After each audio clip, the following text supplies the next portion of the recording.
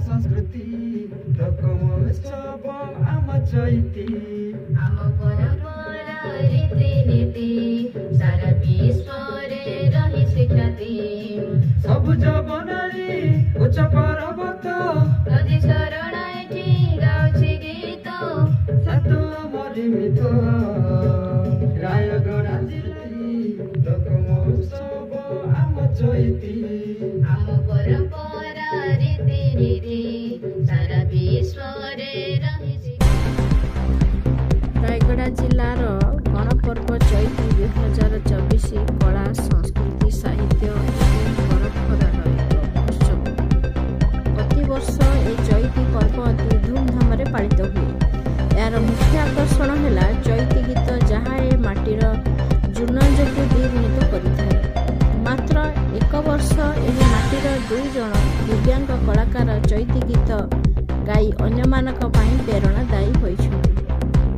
Padampur block खिलापदर पंचायतर लखण सबर एवं दुईगुड़ी block Kadamba panchayat तंगरमा गाँव भावेना पलाका गजलक्ष्मी स्टूडियोर गीत रेकर्डिंग करथिले एवं संगीत रचना करथिले।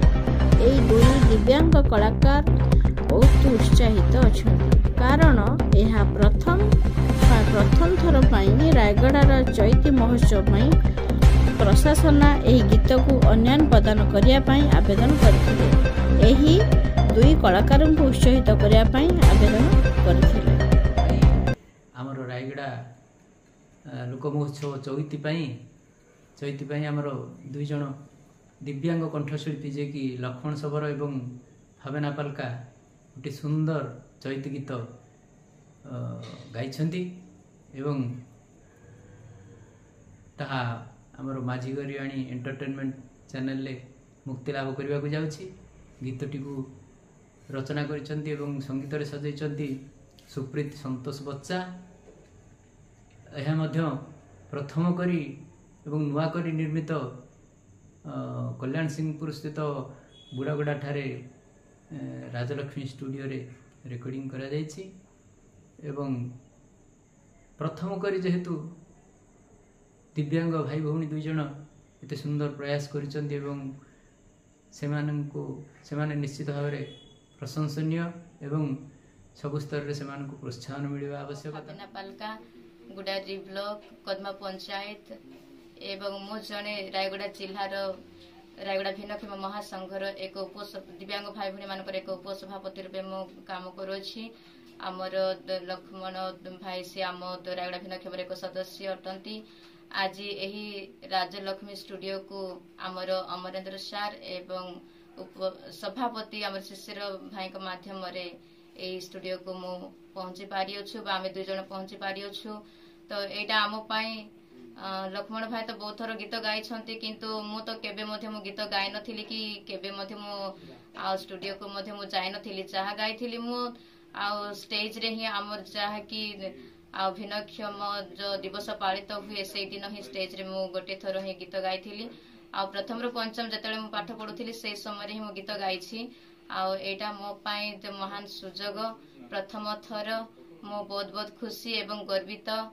आमर एठाकार राजलक्ष्मी स्टूडियो सुप्रीत सार को एवं सेमानकर समस्त कर्मकर्ता मान को मध्य मो बहुत बहुत धन्यवाद दिए।